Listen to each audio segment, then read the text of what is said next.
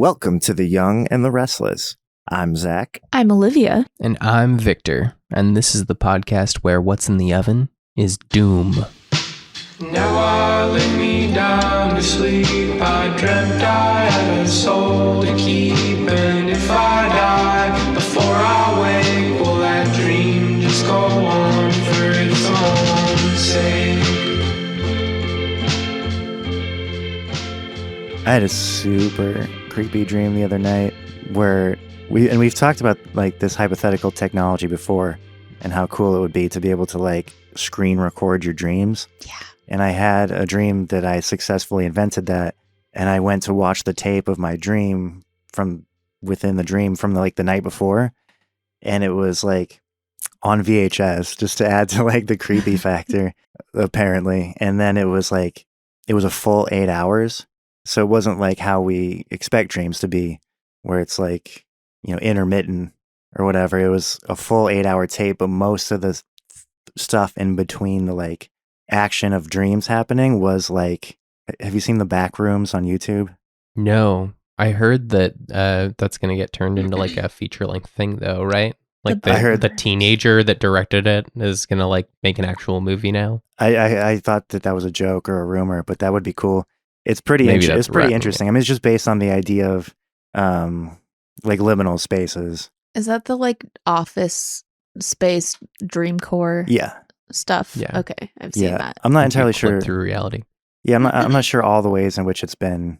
Because I know it's kind of like a video game, right? But it was also a ARG kind of. I don't know. I don't know all the different shapes it's taken, but I thought it started out as like a creepypasta kind of thing. Yeah, well, like clipping through reality into these back rooms.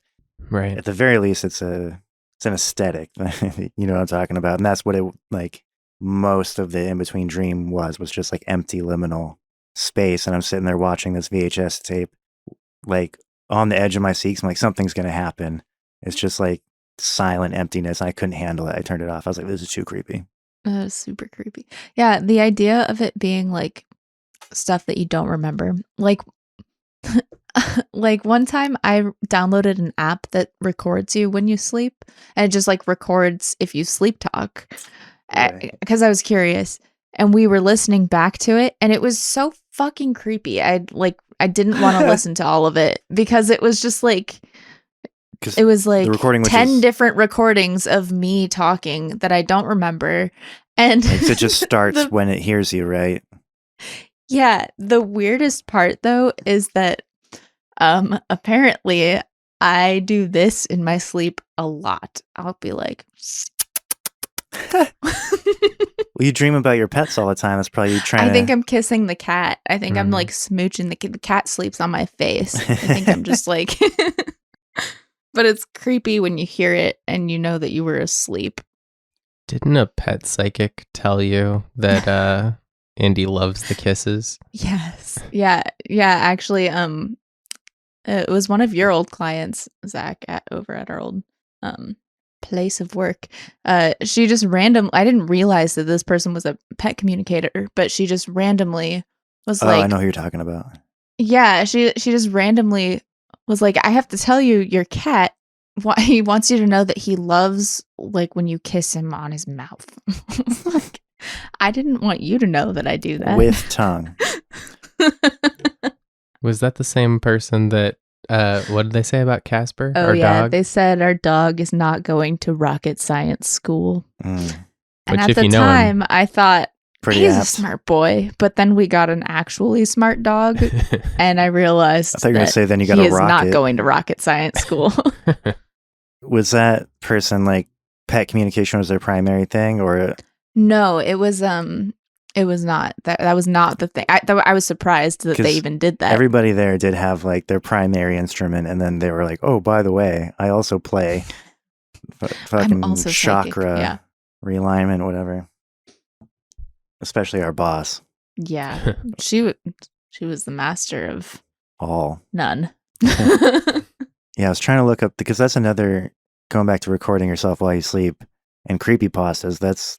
There's a really good one out there of somebody that did that, and then they heard like she was sleeping in bed with her like 3-year-old son, and heard a third voice on the recording? No. Yeah. You know what I'm just talking no. about? No, thank you. No, but I love that concept. That's I great. hate that. I mean, I love it, but I hate it. Yeah, if you want to get and real no, creeped thank out you. and you're like, you know, laying in bed one There's night and you're like, I something- don't want to sleep, you should find that one on Reddit because the recordings are pretty spooky. Oh, there's like actual recordings that go Yeah, with it? she posted them on Reddit for people to help her figure out what it was. I think the most Ugh. grounded consensus was that somebody broke in. You can clearly hear like the little boy say something, and then another voice, if you like listen close enough, sounds like it's saying, "Go back to sleep." That's Mm. that is a trope you'll get with like ghost stuff, is like the little kid talking to somebody that's not there, like in the middle of the night or whatever. That comes up again and again. The trope that I think is especially creepy that we're talking about here is, I don't know what it's called, what you would call it, but like when you realize after the fact that something that seemed innocuous was not what you thought it was while it was happening, and that it's actually something really creepy. That gives me it makes my stomach turn. That Like, what is an I don't example? know, mechanic. Like, It's like there's this old, I can't remember what it was from, I think, but there was like an old children's book of scary stories, and there's the story of like, is it the kid? so yeah, there's Yeah. a little girl and she was in bed and like her puppy kept like licking her hand and she was like, stop it, like I'm trying to sleep or whatever, and then she looks under the bed and it's like a crazed escaped convict or something like that that's been Mm. licking her hand. Is that way off base? No, yeah, it's not quite that. It's that like everything was fine. She didn't look under and see the guy. It was that like that happened, and then later they found out that that was what the guy was doing. You know what I mean? Like, it's like you don't actually catch the thing happening. Hmm. You realize after the fact that a thing that seemed like nothing was actually something different. You know what I'm talking about, though, right? That it's like it's a storytelling mechanic. Yeah, I don't It know sort of like, what it reminds is on. reminds me of the one. I don't know if this is like fits into that category exactly, but it's like a pretty popular like short horror story where again, a little girl's like in her bed and she hears her mom calling her from like down the hallway, and like as she leaves her room, she sees her mom across the hallway, like in her room, and she goes, "Don't go down there. I heard it too." Yes, that's it. It's like the build up is like has you focused on a different thing, and then Yeah, your attention is then brought to something else, which makes you realize that the first thing was actually a creepy thing. Yeah, I don't know, that whatever that is that's like a really boiled down version of it. yeah. I ended up on TV tropes for a second. I gotta get away from that. That's a dark. We're just gonna have to stop recording if I start reading TV tropes. Victor had a dream. Oh yeah, Yeah. yeah. Let's do a Victor dream. Where do your dreams come from? And what do they really mean? What do they really mean?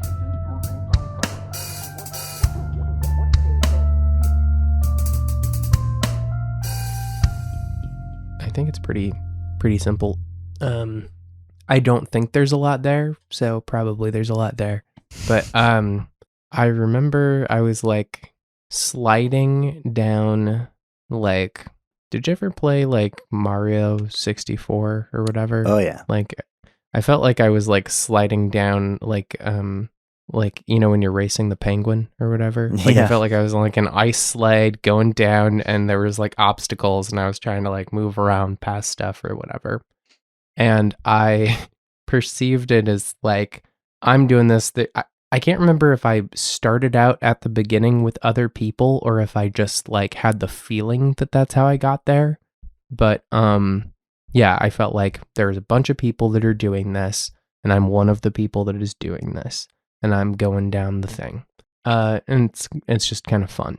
And there's a point that I hit where I kind of like shoot up a ramp, kind of like I like fly up the edge and then I land and I kind of slide towards like a house, like somebody's house. I remember going into the house and thinking like that I had done something correctly or I had gotten to the second part of the puzzle. And the house had like kind of a weird layout and several different rooms, and there was like these big tiles on the floor that had like numbers on them. And I was like, oh, this is the second part of the puzzle. These numbers are supposed to guide me to where I'm supposed to go. And I remember some of them were positive and some of them were negative. And I remember thinking that I had followed that to the room I was supposed to be in. But I think it was just like a couple guys like playing video games or something. They're just like, you know, sitting in front of a TV. And they didn't think I should be there. Like, they didn't really say anything to me, but like I could tell like they were like surprised and a little annoyed that I was there. And so I was like, oh, I guess this wasn't what I thought it was after all. I wasn't supposed to end up in here. And then I don't remember how I got there exactly, but I left the house and I like re-examined this slide, and I realized that like I think I like ended up jumping back onto it and like following it down again or something. But I like realized that like what I had done, where I had like escaped the slide and ended up in the house, was not what was supposed to happen. I had like somehow like broken the route or whatever. I was supposed to keep going down, and then once you got all the way down to the end, it was supposed to like spill you out into the ocean to just be like done away with forever or whatever. And then I realized that like the people in the house were responsible for the slide, and I had thought that the slide was like kind of a fun challenge that you were supposed to be able to succeed in. But I realized that it was actually like a trap. It was like there to trap people, and like there was not supposed to be a way to succeed. It was supposed to just like, you know, do away with people. And I remember it being like, I felt like it was like a targeted thing against a group of people. And like, I don't remember if this felt like what it was in the dream or if it just like felt true when I woke up, but it has like stuck with me that I felt like the slide was there to target gay people. I don't know why. I think it was like a bigoted, it was like a anti-gay slide. It was like there to like just like dispose of like an unwanted group of people, and had something to do with gay people. And that's it. That's the dream. I remember like I got to the end, I realized it was a trap that had been laid for people. I remember being upset and feeling like I was going to go like confront somebody, and then I woke up. I like the idea of that somebody is able to like accidentally go off map in their dream, or like that you like end up in like backstage of the dream space, and like that house exists somewhere, but like that wasn't actually a part of the dream, and you just kind of like you glitched through, like you found like a hole in the game. And you just walk in your dream. You just walk into where the like saboteurs are, like, fun game, guys. Right. Don't tell him. Do you have any like first impressions about what that might be about? Yeah. No, I mean, it felt like the kind of dream, like I said, I don't think there's a lot there. It felt like the kind of dream where my brain was improvising. Like, I think when it found what felt like a solution, you know, like me getting off the slide and into the house, I don't know. It didn't feel real well planned out. It didn't really seem like my brain had a clear understanding of what was going on. Like, I remember the numbers being there, and that was supposed to be a clue to something, but like, I don't think that I had like actually figured out what that puzzle would be. I think it was just like the suggestion of a puzzle. A lot of retroactive storytelling. Right. I like wonder though, it seems like you used the word puzzle a couple of times, and if I've learned anything from this podcast, it's that Zach dreams about work, I dream about not knowing if I want to have kids, and Victor dreams about projects. Sure. Yeah. I don't know. Maybe we should look at it from that angle, because it felt like there were puzzle themes, and like the slide, it felt like there was a puzzle laid out, whether it was a trap or not, but like it felt like it was a thing that was constructed in a puzzly sort of fashion, and then the house that you went into had like puzzle elements in it. It all felt very video gamey. Like, it felt like the kind of stuff you run into in a video game. Yeah, Okay. as soon as you said Mario 64, I was picturing those graphics the whole time. Yeah. But you're right, Olivia. We do each have our own thing, like genre we tend to dream about. I don't know why we don't just start there every time. We're a little bit Mm. predictable. Well, I think everybody probably their subconscious has a top priority. you know. Yeah, for sure. But And it's like it's interesting because they, even when we dream about similar things, like they come at it from different angles sometimes. I feel like there's like insights based Yeah. on the specifics of the dream. yeah, you can't have the same dream every night. I feel like at a certain point, your subconscious goes, "All right, he's still not getting it. So Mm-hmm. how can we package this differently?" Okay, question. How do we feel? Do we want to use our regular approach? Or the Gestalt. Yeah, do you want to try out the Bob Haas's Bobby Haas. approach? Bobby Haas. Yeah. Sure. We can try out Bob Haas. How about you guys like pull up some Dream Bible stuff Oh, yeah. while Yeah. I try and reflect on. I didn't feel like anything, or like I don't immediately know like what had the most energy in the dream. The way that Olivia kind of knew the little alligator was like the focal point of the dream. Yeah, or your I like- your like melty doppelganger. Right. Yeah. I don't really know what that like center is in this, so I will try and think about Sounds that. like the slide, but it's The definitely slide it's was definitely my first. but it's definitely more of a feeling thing, right? Like it's whatever it was to Yeah. Victor. I think that does. As you were saying that was the thought that was just starting to run through my head. So yeah, let me mull that over. It's like the literal through line of your dream. I see what you did there. The house entry is long. You said there were people in the house? Yes. I can't remember if you like described them in a specific way. They seem like vague to me. It felt like maybe like not like aggressively broy, but maybe like kind of like a frat house, or like the kind of house that like you know, a bunch of college students live in. Yeah. Yeah.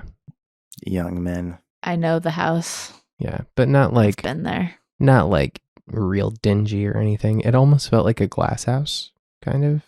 I don't remember it actually being transparent, but I felt like there was a lot of like visibility through the house. Were you sliding on your feet or on your butt or on your belly? I think I was on my butt. Okay. It's a butt slide. Yeah. It's interesting. There's different entries for slide and sliding. And water slide. Which ones did you pull up, Olivia? I'm still like kind of sucked into the slide situation here, but I was thinking I got slide, trap, and house.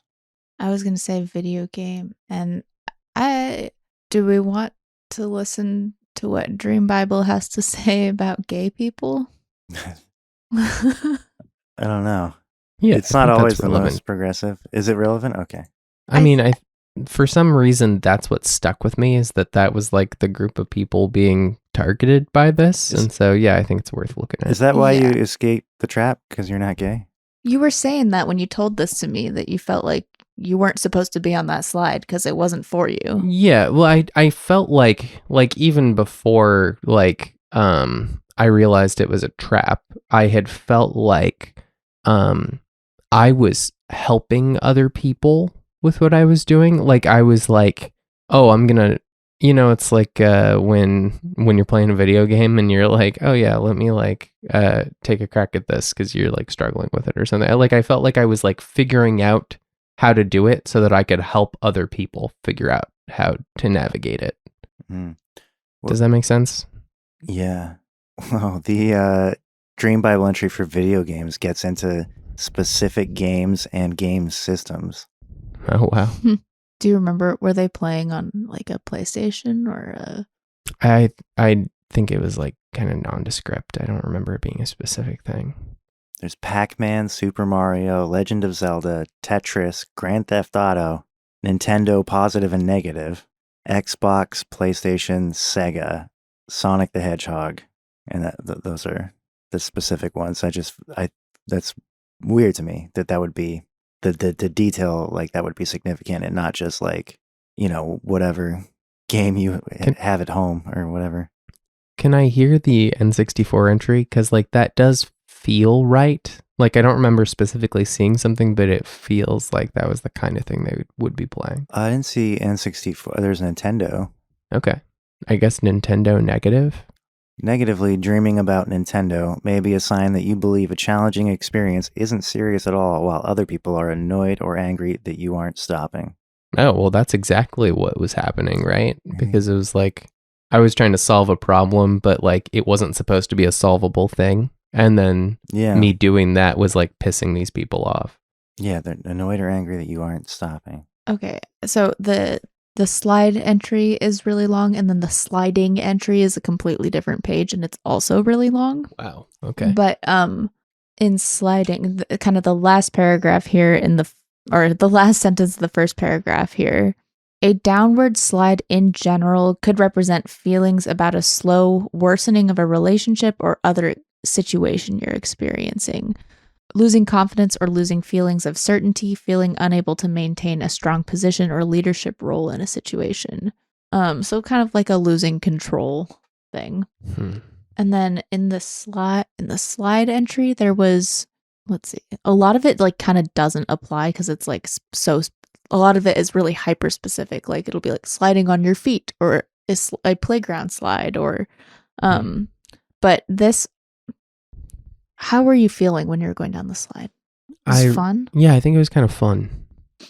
And when you It was first like a fun challenge. when you first fell off into the house, you thought you had messed up. No, it felt like an accomplishment. I felt like I had done something right. I kind of thought that I was going to be received positively, like that I was going to get like a crossing the finish line kind of reaction from the people in the house.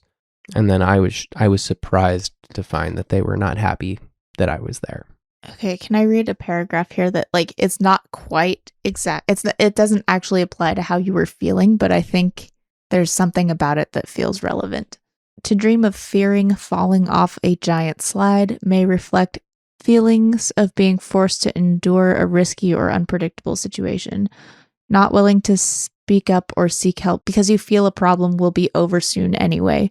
Feeling that it's easier to endure pain, difficulty, or fear if you don't try to control a situation. Feelings of being forced to confront your biggest fear without any way to stop it. Fear of looking like a novice or unprofessional person. The last one was sort of That's the opposite, though, of what it sounds like was happening. Like you thought you came in, like you beat the challenge. Yeah, I think that's why I'm reading it, is because it feels relevant. It's specific to what was happening there, but it feels kind of opposite. I don't know. I feel like there's maybe some meaning that could be gleaned from there. Maybe I'm wrong though. I'm rereading that passage because nothing really feels like it's like clicking. I guess I see myself in some things in this entry, but not in a way that feels connected. I felt very empowered in the whole dream. Like first I felt like I was doing a good job. And then once I found out that things were not as they seemed, like I wasn't like in despair or anything. I felt like, oh, well, I'm going to do something about this. Like I felt like I had control throughout the dream. This may or may not be relevant, but I was just reading it because one of the first things you said was you compared it to Super Mario, the slide at least. And so I just read that out of curiosity. And I think this is the most unhinged entry in the Dream Bible I've ever seen. Amazing. The grammar and it goes, to dream with the video game Super Mario represents a challenging experience to see how far you can take something by embarrassing other people with being believable, trying to get something special back. What? That's the first sentence. A challenging situation to see how far you can take it by being more awesome than others by never saying you are. A challenging situation to see how far you can take it by respecting yourself, thinking you are important until everyone arrogant gives back specialness. Increasing degrees of difficulty believing nothing is impossible by never caring about yourself first. Seeing how much you can get away with by never acting childish or believing you're more attractive than others. And then the last sentence, a attitude of nothing is fantastic, but you'll keep working out until specialness is back. What did any of that mean? A attitude of nothing is fantastic. But you'll keep working on it until specialness is back. Well, okay. Why don't we You know go what would through be amazing is if all of that tracked to Victor. Yeah. Yeah, I was like, it's yep, like, oh, it that's makes sense right. now. I know what they're trying to say. Why don't we do the Gestalt exercise for you? Yeah, I guess I'm trying to get into the head of the slide because like it feels inert. It feels like part of the landscape, you know, but okay, I think it would help me if you read the questions to me. Yes, I will walk you through it. Okay. And it helped me to like kind of close my eyes and just Be listen the for a slide. thing. I'm yeah, trying. like, I'm trying to like go with trying your to gut. feel Hear that I am the slide. whatever you hear. Okay. As the slide, my purpose is I guess this is where I landed at the end of the dream, and it still feels true. That the purpose is to deceive. as the slide, my goal is. I mean, I guess it's like it's manifesting as a challenge, right? So it's like it is a thing that does not want to be like overcome, right? Like it wants to be unbeatable. It wants to defeat anyone that engages with it. Okay. Specifically gays or just anyone? Anyone. Defeat all challenges. Do you think the homophobic agenda was that of the people utilizing the slide and not like the purpose for the slide's existence in the first place? Yeah, and I really don't know why like gay resonates there, but I feel like I want to be transparent about it. That's just like when I remember when I was retelling this to Olivia when I was talking about it, it's like that just felt accurate. And but like more vaguely, like yeah, I felt like the people in the house were using the slide as a way to harm like a group of people they didn't like. And I didn't feel that I was in that group, but I was like sympathetic to that group. As Victor like, or as the slide? As Victor, I felt like I was there to help. I didn't realize that there was like a negative agenda until I saw the thing as a trap, and then I was like, oh, okay, this exists to like harm a group of people that the people in the house don't like. But but you wouldn't include that agenda as part of the purpose or the goal for these first these first two questions. Yeah. So getting back to your question, yeah, I feel like the slide does not have like a hateful agenda. I think it's important. At least I was finding it difficult to do this approach when we were veering from it last time. So I think it's when you were like switching between like first and second person. Yes, like just be the slide and we'll answer the questions and then we can come back and like dig into it. I think that will be a little easier for you. Okay. Statements. My biggest fear is, I guess, being weakened or destroyed, right? I guess it feels like it is obstacles, right? And so the idea that those obstacles would be like, you know, undone in a way that it is no longer, it's like less and less of a problem, you know? Mm-hmm. Okay. As the slide, I love. That feels connected to the cold somehow. I feel like almost like a love of solitude. Okay. As the slide, I hate. Yeah, I think it hates the people on the slide. I think it's like it does not like people, or it's like that's the enemy of the thing, is the people that use it. Okay. This, I guess, still from the perception of the slide, why is that? Like, is that because? Yeah, I think, I think that its ideal state is kind of like, it's like, it's an object that, desires to exist in like isolation, and like, it doesn't want anyone around. Does that answer the last question, which is I desire? Yeah, I think it wants solitude. Yeah, I think it's like it wants to be left alone, I think. Okay. So, as the slide in Victor's dream, my purpose is to deceive. My goal is to defeat all challengers. My biggest fear is being weakened or destroyed. I love solitude. I hate the people on me, and I desire to be left The alone. challengers. Yeah, I hate the challengers. Does the slide hate gay people? Did you answer that? Did Zach We ask talked that about question? that, yeah. That was the question. Okay. He decided Yeah, no, no. I don't- No. No, I don't feel like the It just slide hates all has any- people. Yeah, the slide hates everyone, and the slide is being used by the people in the house to like target a Those- specific group of people. those It's like Goddamn frat bros. for some reason, like a group of people have been like lured into thinking that they should go down this slide, but its purpose is to destroy them. Yeah, it's like not any more, morally aligned than like a cliff or a body of water, like anything else that you could use to kill people. Right. Yeah. Yeah. It's like, yeah, exactly. It's like a death trap that has been dressed up or presented in a way that it feels like, a fun challenge, but it's actually something that's only purpose is to destroy you. Like the slide itself doesn't have any hateful agenda, I don't think. It's probably only barely aware of the people in the house, That's how that feels anyway. And then how do we? I forgot How do we go from here? how we did it last time. How we got from Olivia being an alligator to knowing what the dream meant. Hmm. You know what I mean? But I remember it felt like this too at that time.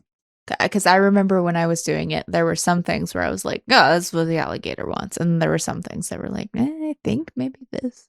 Yeah, I guess I can relate on some level to the slide in that it's like I also have like an impulse for like perfection and isolation. Yeah, because that was another thing we talked about last time was that there's an impulse to be like the slide or the alligator, like it's as if it's a different thing, but everything in your dream is you. Right. And you've expressed, like you like to work on projects alone, right? And like something that you've expressed is like wanting more time for solo projects. Not to make everything about projects, but like that's what the like wanting solitude thing reminded me of. Yeah, and it's like it's kind of a like Zach, we've talked about how like everything it feels like with the productivity urge or whatever, it's like, oh well, everything needs to be monetized or turned into a career or whatever. But like I get drawn towards projects that are like independent with the idea that, oh well, maybe this thing will turn into a thing that will make money so that I can be even more alone than I am now. It's like Yeah. part of the goal of the project is to put myself in a position where I don't have to talk to anyone I don't want to.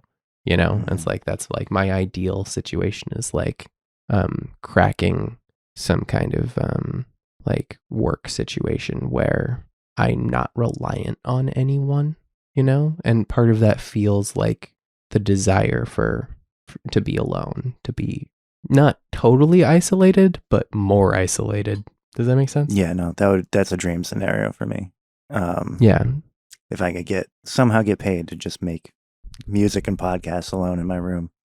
Right. Yeah. Like something in me wants that, and some other things in me are like, that's silly. And also you would probably hate that if you had it. But there's a part of me that just wants to be very good at something that I'm doing without anyone else there. And like its value is independent of me having to deal with anybody.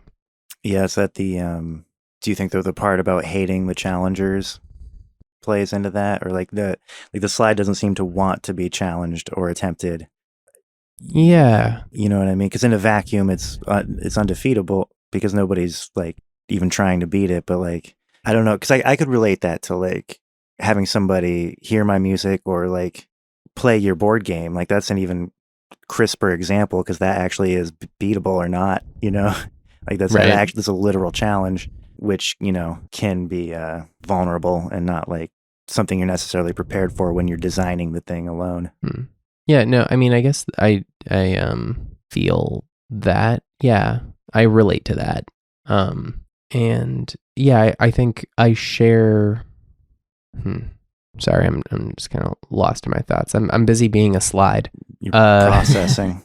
Yeah, but no, I feel like from the headspace of like, well, what does the slide think? Like, I think the hatred is not. I think it's more like there's like a tediousness to this of like being engaged with, like this feels like an annoyance, and what it would like is to be left alone. Mm-hmm. That kind of reminds me of what, like, I don't know, you've expressed similar feelings about like, having a day job that feels like, I don't know, kind of a thing you have to do until you can figure out how to do the thing you really want to do. Like if I can figure out a thing I really want to do. Yeah. No. Yeah. And like, I'm also aware that like whatever I do, I will probably feel that way about, it's like you're kind of chasing, the feeling of like having made it or whatever, but that's just always that's like a mirage, right? It just will continuously move back as you move towards it. But like, that doesn't change the feeling of like wanting to move from where I am towards something, Yeah, I have this sinking feeling all the time that like having to be anywhere doing anything for 8 hours straight is going to be arduous, no matter what it is. Yeah. Which is discouraging. Yeah. Does that feel true about this dream, or is it not quite? It feels true about me. Like I feel like what I'm getting out of putting myself into the perspective of the slide is like, it feels connected to that part of myself, the part of myself that wants to be perfect and also like is a little exhausted by people, It's like probably it's the part of me that like likes to go off and lock myself up to like try and record music for hours, I like to do that alone, but like how it ties into the rest of what's happening in the dream is eluding me, Well, Do we want to look at gay people? I mean, That seemed like an important thing, right? I could see that like a interpretation, and this might not resonate, but like the interpretation that's presenting itself to me is like, well, if you like went down the slide and you were supposed to perish, but you like fell off, and then you're like, I won. If the slide in this case is like isolation and like just working on projects in a vacuum, like I could see how that would be interpreted as like maybe not an ideal, like a trap, but like if you are doing it for X amount of time before you get to the point where you're like, oh shit, I spent my whole life in a closet, up to a certain point you might be like, this is awesome, I'm crushing it, you know what I mean? Yeah, I think so. Yeah, you can definitely like pour your time into something that doesn't end up panning out and then be like, oh my God, what have I done with my life? Yeah. So I guess this potential interpretation that I'm talking about would just be like, I don't know, you subconsciously recognizing the idea that this thing that you think you would want to do might be actually like not great for you. Yeah. If that thing is like that's isolation, true. Not making projects, but like, yeah, antisocial, whatever. Yeah. No, I think there's truth to that, and that's definitely like a thought that's occurred to me. Is like, is this the kind of thing that like if I were to have it, I would immediately get sick of it and want to be doing something else, right? Yeah, and that's just me like putting pieces together. There might not be the right pieces in the right place. It's just. Does it feel like this is about projects? Like I mean, I maybe shouldn't have like just put that idea in our heads. Yeah, like just rolled in like, so this is definitely about this. Let's start from there. Spoiler alert. No, it does not feel like it's about projects. Okay. The thing with the slide, I can connect to the part of me that is interested in projects, but no, that it's not. I don't feel that it's a project dream. Does it feel more like How long ago did you have this? A couple days ago. I think like end of the work week last week. Does that sound So right? right before you guys had that party? Is it a social anxiety dream? Maybe. Yeah. I'm just throwing spaghetti at the wall, or whatever that expression is. Just tossing my noodles. What Just can I hear tossing nudes. or I guess I'll pull it up. I am interested in the gay entry, which I know that like Dream Bible. We should make a disclaimer about anytime just because people like hop in and listen to random episodes. We should maybe remind people how Dream Bible works because yeah, it's a collection of or it's based on a collection of surveys of various people's dreams, what they interpreted them to mean. So so like there's in certain entries when there are things that kind of read as problematic, and they are, and it's because people are problematic and people have internalized biases, and that's just how people are. And so just when we read entries, I mean, and there is some stuff in this one that's obviously, I think just the first paragraph is probably all that feels relevant. But to dream of gay people represents aspects of your personality that notices it's not as normal as everyone else all the time. Issues with caring about acceptability. You or someone else that feels good doing something. That's a jumbled sentence. You or someone else that feels good doing something feel to be wrong, odd, or not acceptable to others. Issues with moral acceptability with other people, issues with being noticed behaving in unconventional or taboo ways.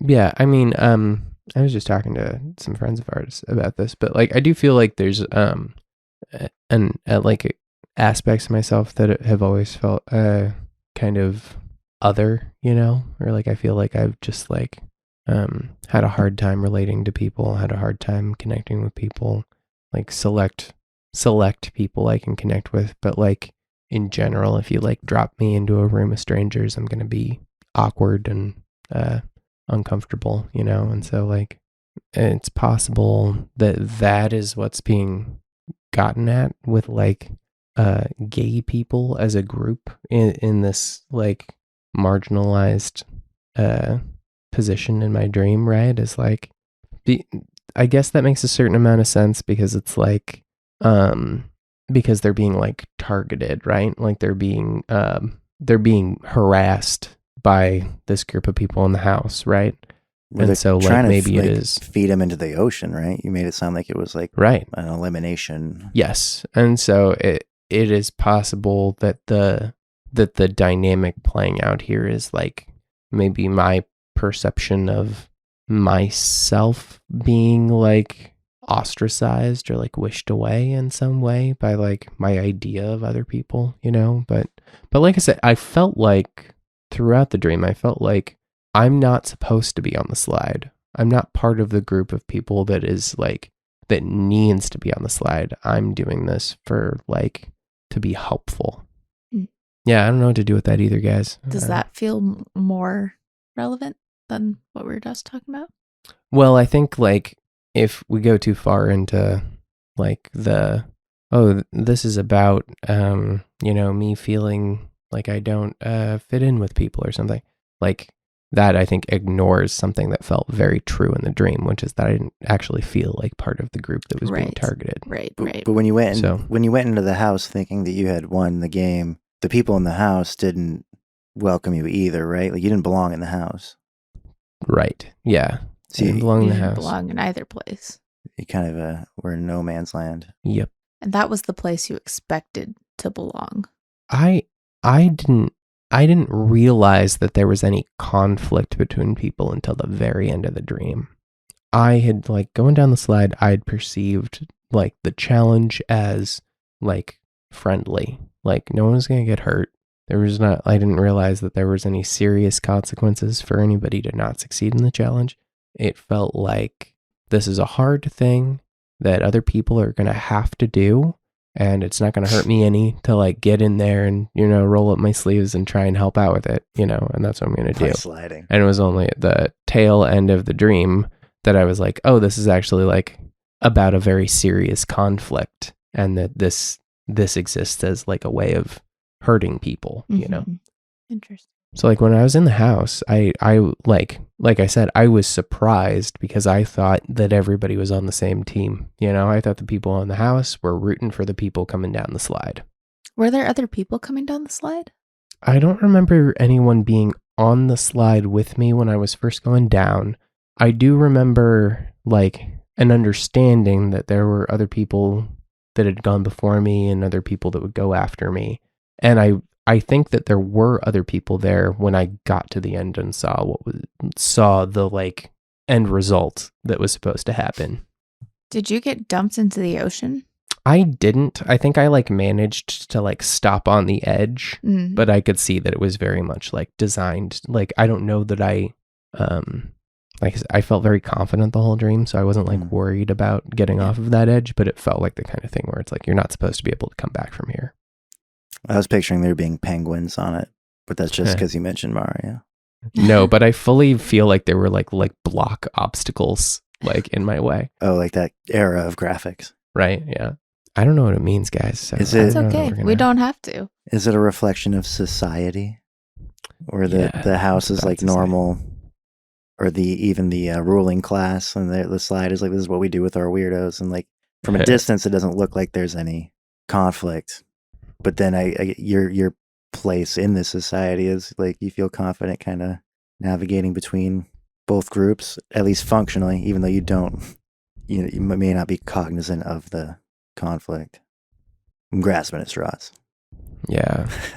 I think what felt really meaningful to me at the end was that like the game was rigged, you know.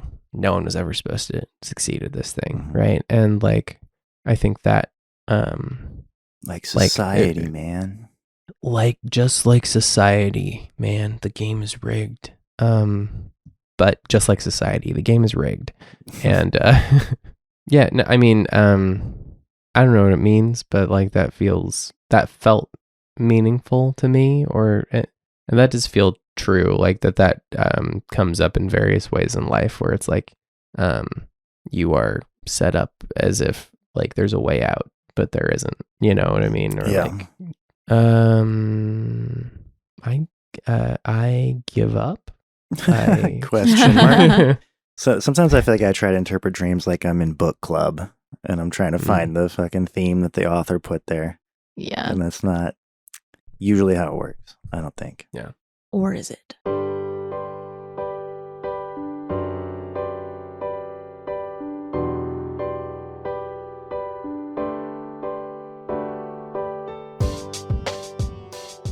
Yeah, if this turns out to be juicy, we can get into it, but it's like it's very short. I was just at a grocery store with my mom and we were trying to pick out which ice cream to get, and we were both being super fuddy-duddy about it. Like we just like didn't know what to get.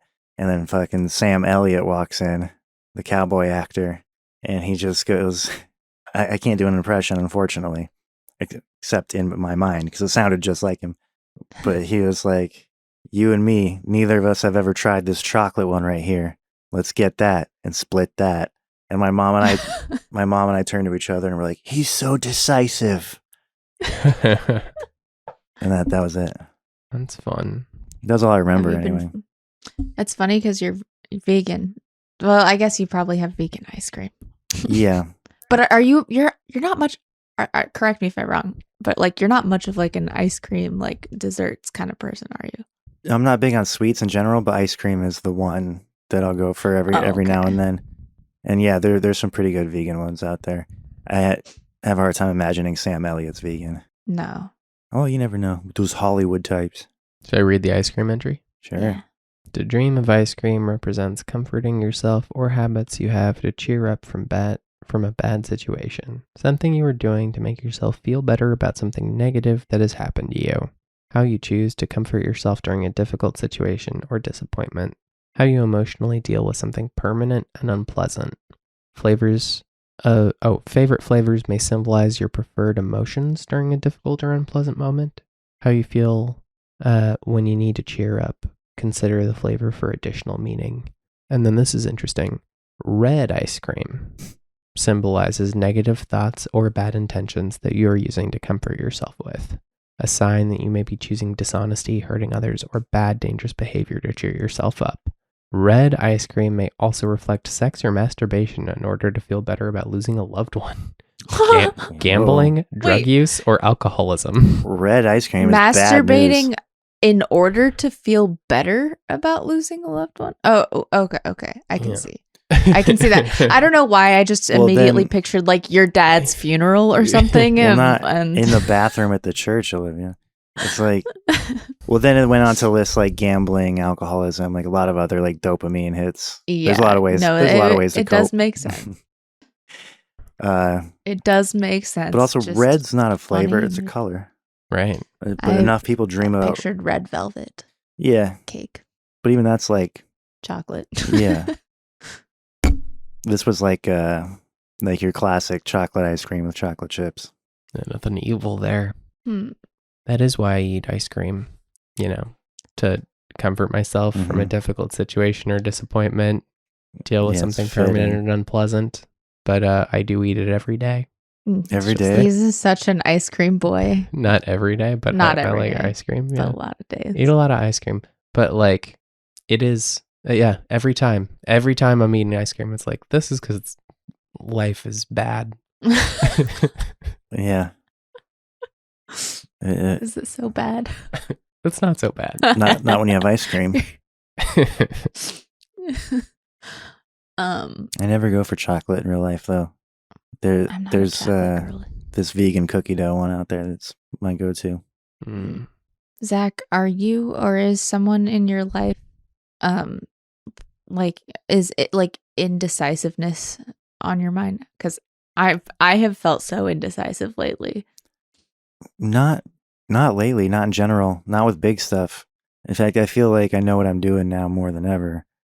But in general day-to-day stuff, I'm super indecisive. Like in picking out ice cream, that would be something that I would be super indecisive about. Right, me too. It's like the stuff that does not matter. The stuff that's Yeah. like just everyday little tiny stuff. That's where I cannot for the life of me make a decision. Yeah, and I was like that with big life events for a long time, but and maybe that's why it's on my mind, because I feel like I'm finally at a place where I'm like, okay, I've got these things set up. Like I'm dating the person I want to date. I have like the job stuff is underway, like leading towards something that I want to do. Now I just got to be patient.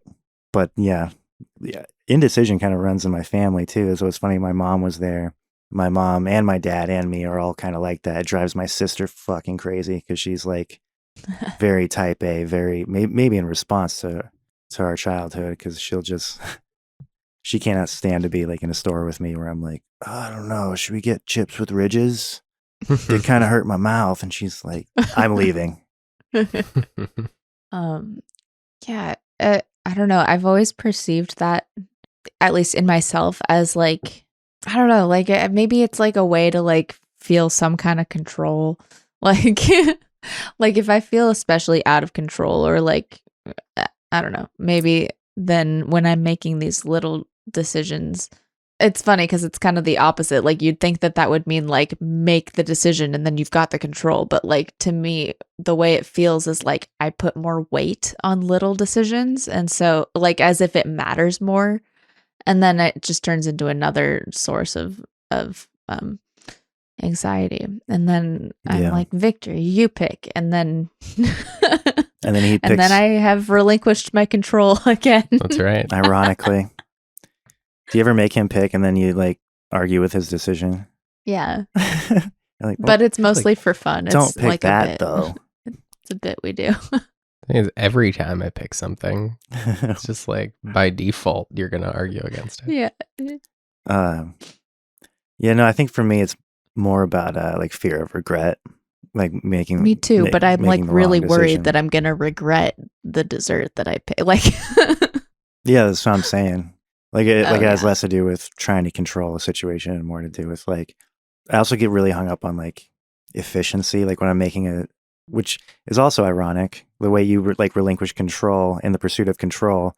I spend like half an hour making my to-do list as efficient as possible. And like, I'll do these 3 errands because they're next to each other. Wait, no, that doesn't make sense. I got to do this one first. And like, I try to line everything up to knock it all down, but like in doing that, I spend a good chunk of the day just banging my head against the wall.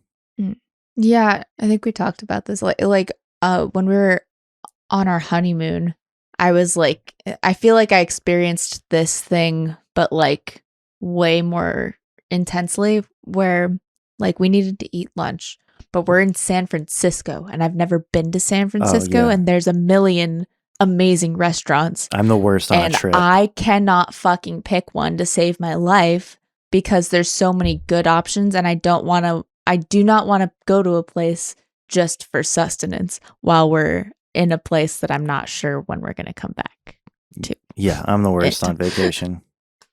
My dad and I were in a grocery store in Anchorage, Alaska, like not even like a food place. It's just like a Safeway. And we spent like an ungodly amount of time just wandering around thinking out loud, like, well, we don't want to come back tomorrow, so let's get breakfast now. What do you want to eat tonight? I don't know. What do you want to eat? And my sister would have murdered us both if she were there. But yeah, I don't know. The best I can figure about this dream is that like Sam Elliott is like the paragon of like masculinity. Because it's like me and my mom being indecisive about ice cream, and then this masculine figure walks in and just has the answer. So it kind of feels like an animus thing. Like I'm telling To dream of a cowboy represents an aspect of yourself that is adventurous and involved in risks or taking chances, which he's a cowboy. Right? Oh yeah. Uh-huh. That's the shortest fucking dream Bible entry I've ever heard. Yeah. Yeah, I feel like that dream was about me trying to tell myself to be more of a cowboy, more of a Sam Elliott, and just pick your goddamn ice cream. But that would imply that I'm being indecisive about something in life, right? Well, and he picked one that you hadn't tried before. It was like specifically a flavor that you had never had before and that you normally wouldn't pick in real life. Yeah, but I was going to split it with him. That's cute. But it's like how you process a bad situation, right? How you cheer yourself up. That's or what ice cream comfort is. yourself. Right. So it's like maybe it's about changing how you engage with negativity or difficult things, or That does whatever. track. I have been kind of depressed lately.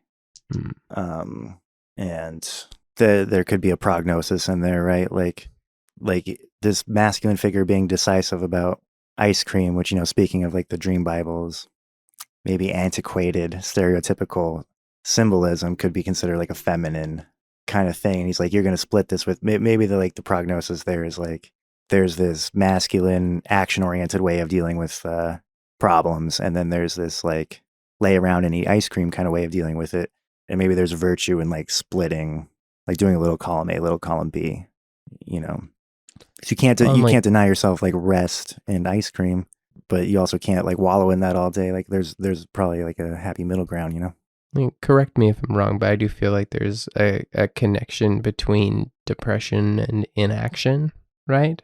So it's like you standing there like mulling over your options of how you deal with your sadness, right? What ice cream you're going to pick is maybe the thing that is keeping you in that place, right? So it's like maybe a push to positive action, a push to making the decision that starts the progress of, changing how you feel. So ice cream is how you choose to cheer yourself up. Chocolate is self-reward and treating yourself, right? Like, which it kind of seems like the same thing, but like there are other ways that people deal with like cheering themselves up, right? Like some people do like really risky things, but it sounds like chocolate is literally like treat yourself, like doing something for yourself, like self-care, whatever that looks like for you. which is probably a good prescription because I tend to just push through it for like a while, just like get really wrapped up in work and like don't lay down or you'll never get up from this depression nap. And then I just push, and then I completely run out of energy. And then instead of having a depression nap, it's a whole fucking day where I really beat myself up over, which isn't self-care. That's like collapsing from exhaustion. Yeah. Right.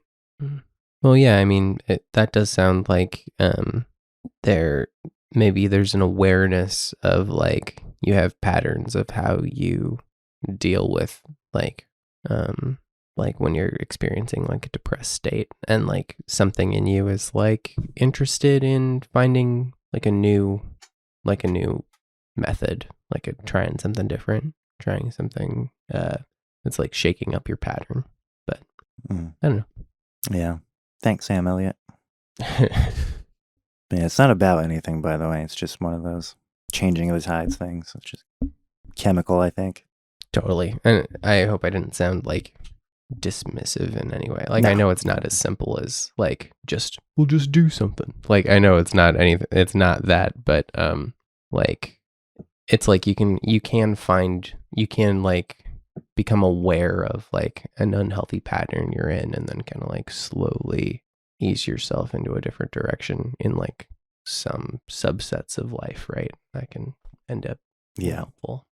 Yeah, and the weird part is you can fall into those patterns even with like self-awareness in the first place. Mhm. You know, like you have the self-awareness that like, oh, laying down all day is not going to help. But like, I don't know.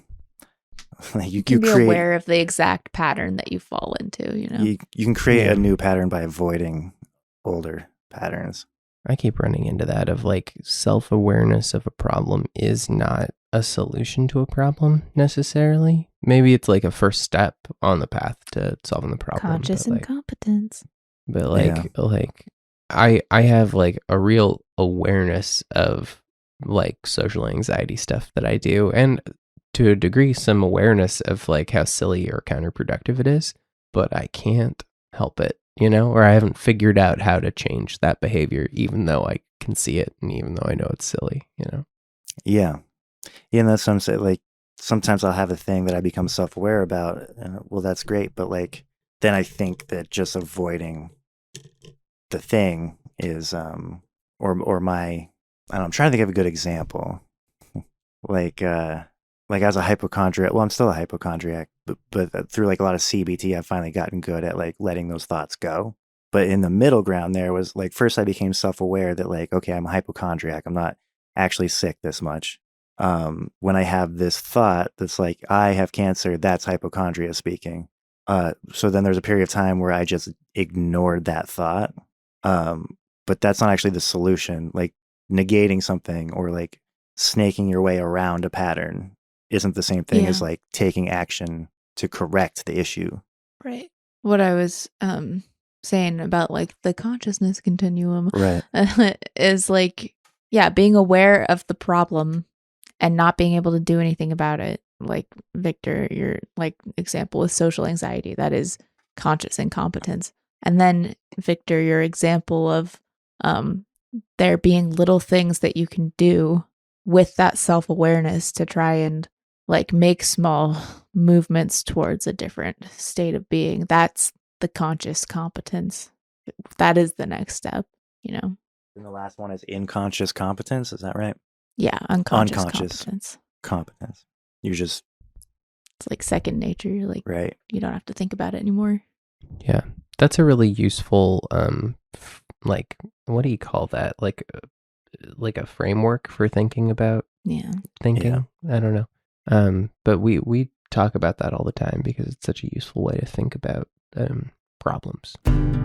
Thank you for listening to The Young and the Restless. You can follow us on social media at The Jung and the Restless Pod and submit your dreams for interpretation to The Jung and the Restless Pod at Gmail. And as we always say, blood is thicker than spilt milk. You